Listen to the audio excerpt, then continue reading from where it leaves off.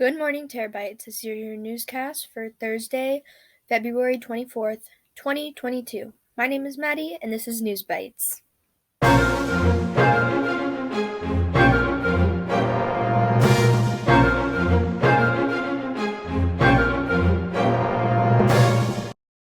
Welcome to NewsBYTEs Middle School Edition. My name is Maya. Let's start off our broadcast this week with Miss Brower and our weekly message. Good morning, New Code Middle. It's Miss Brower. I went outside for a walk, and here's what I found out. It's cold out. It's real cold. But spring is around the corner, and I cannot wait. So much comes in the springtime. We have more light. We have more energy. We get outside more. And with spring, I'm thinking about our school and things that we can do as a New Code Middle community together outside. So things like, I don't know, frisbee golf, or maybe we could meet up and have a picnic.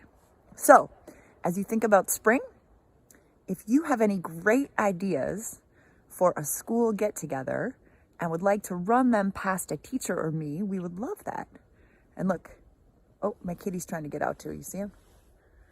Anyway, New Code, let's look at the bright side. There he is. You see him? We call that cleaning the windows when he does this. Thanks, Arlo, for cleaning the windows. New Code, let's think about spring. Let's keep moving forward, doing our best every day to show up, engage in your learning, and growing as a person, okay? Send me ideas if you have them for some fun in real life get-togethers. This is real life, by the way. Okay. Arlo and I say, have a good day.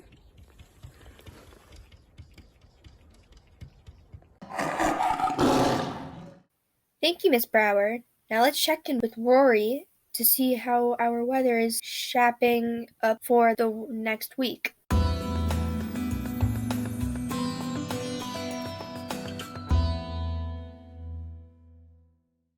Hey Terabytes, it's Rory back with this week's weather. Today's date is Thursday, February 24th. The high will be 14 and the low will be -4. The temperatures will rise from today all the way to Saturday. Next week, the temperatures will be in the 20s and 30s.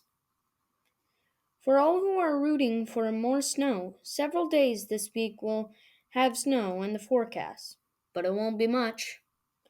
Speaking of snow, why did the girl keep her trumpet in the snow?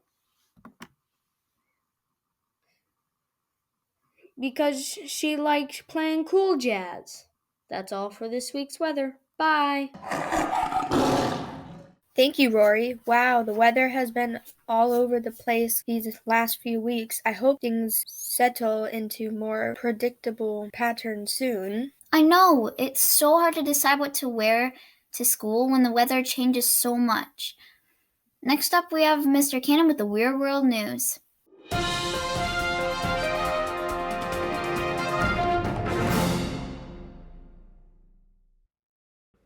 Good morning, Terabytes. Welcome to Weird World News. My name is Mr. Cannon, and let's see what's happening in our weird world today. Our story today comes from Geneva, Switzerland. So, would you volunteer to stay in a prison for a couple of days? Will you be treated and fed just like the prisoners? Well, in Geneva, 832 people have volunteered to do just that. Zurich West Prison wishes to do a trial run of their new facility before opening the doors to those under provisional arrest and those in pretrial detention. These volunteers will get a chance to go through the prison intake procedures, food testing, and walking the yard just as the future inmates will experience.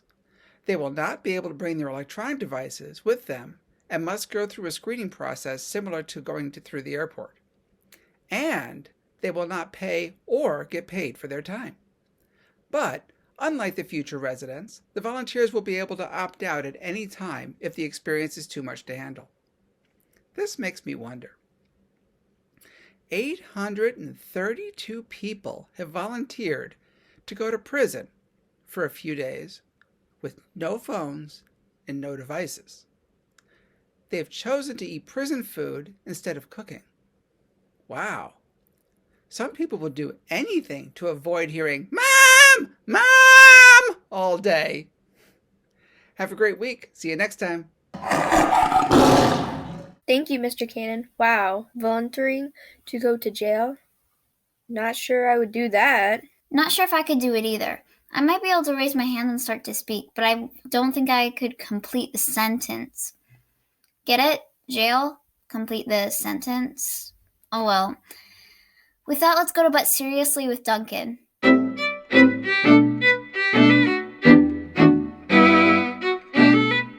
Hi, Terabytes. Welcome back to But Seriously. The European Union agreed on Wednesday to impose sanctions on Russia's defense minister, who is the top advisor of Vladimir Putin, and hundreds of other Russian lawmakers. The sanctions, which consist mostly of a freeze on the assets of those listed and a ban preventing them from traveling in the EU, are the first in a planned series of retaliatory measures designed to be heightened if Putin advances troops farther into Ukraine or launches an attack. Although Putin himself is not on the list of those affected by the sanctions, the aforementioned Russian Defense Minister, Sergei Shoigu, and Putin's Chief of Staff, Anton Vaino, were among the high-ranking officials targeted. More than 190 people and almost 50 other entities are also targeted for supporting actions threatening Ukraine. According to a UN report released on Wednesday, more wildfires will strike large parts of the world in coming decades, resulting in spikes in smoke pollution, among other problems.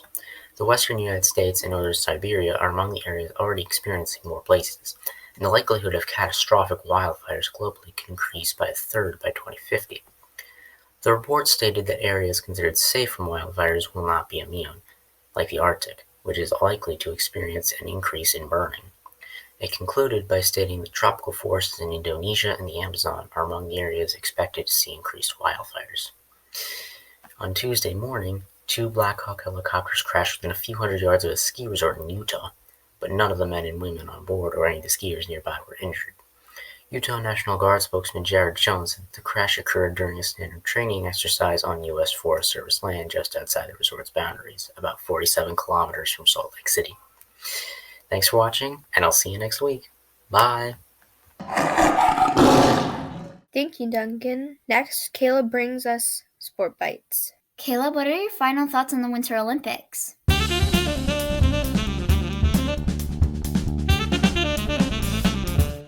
Hey, sports fans! Caleb here with the newest edition of Sports Bites! This week we are going to wrap up the 2022 Winter Olympics. Here's some information on the Minnesota athletes. Before Jessie Diggins' final race of the 2022 Winter Olympics, she was in bed battling through food poisoning. In the race, Jessie Diggins won a silver medal. This made her the first American in cross-country skiing to win more than one medal at a single Olympics. In the same race, Jessie Diggins had the best Olympic finish ever by a USA cross-country skier. John Schuster and his curling team lost in the bronze medal match against Canada with a score of 8-5. They ended up in 4th place overall. The women from Minnesota that filled up the USA women's hockey team won a silver medal in the 2022 Winter Olympics. In the gold medal game, they lost against Canada with a score of 3-2. The men from Minnesota that filled up the USA men's hockey team did not make it to the medal rounds, but instead they lost against Slovakia with a score of 3-2. Norway is first when it comes to the medal count with a total of 37 medals, followed by ROC with 32, then Germany in 3rd place with a total of 27 medals, and in 4th place with 26 medals is Canada. The USA ended up in 5th place with a total of 25 medals. The next Winter Olympics is held by Italy. That is it for sports. See you next time. Thank you, Caleb. Now the Olympics and Super Bowl are over, I wonder what Caleb will talk about next week. I'm not sure, Maddie.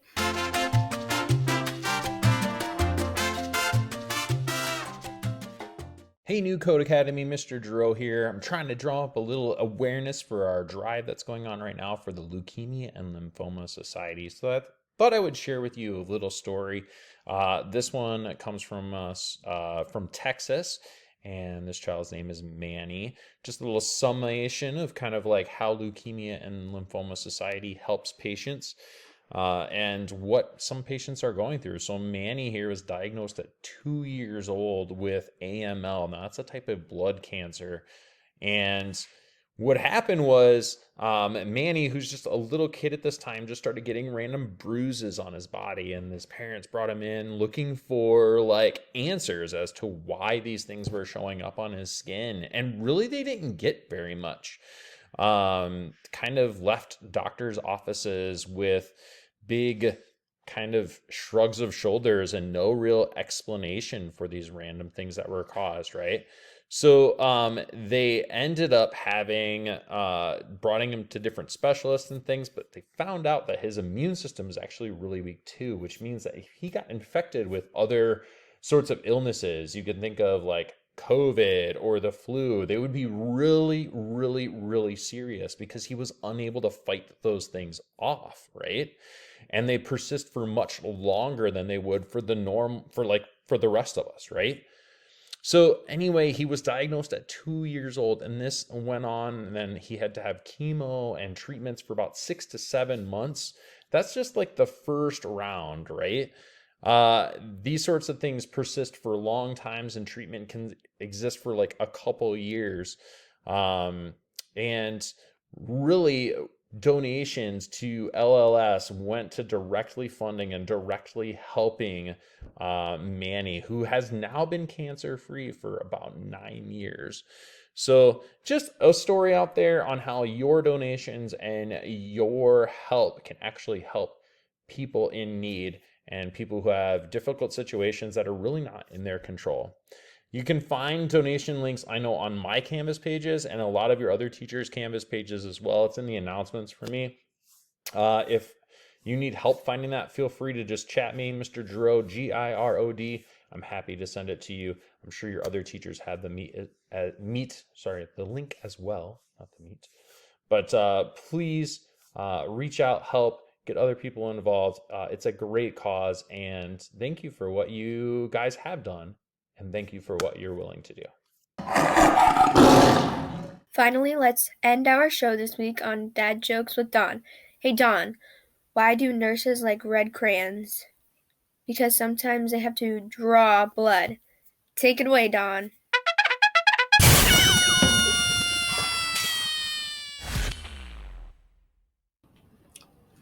It's Dad Jokes with Don time. Did you know my daughter is a nurse and hated the sight of blood before she went into nursing school? Good thing nurses have a good sense of humor. She doesn't use crayons, though. She uses a needle. Which bear is the most condescending? A panda. Now, I can't bear the thought of someone picking on pandas. They're just too cute and cuddly. Now, cows, on the other hand... You call cow with no legs ground beef. Speaking of things hitting the ground... Why does a fireman wear a belt? To keep his pants up. That's it for Dad Jokes. Keep up the good work and have a great week. Thanks, Don. Well, Maya, I guess it's time to wrap up things. It sure is, Maddie. So have a great week, Terabytes. Don't forget to send in your jokes and whipped cream challenge videos and take a bite out of learning. Bye!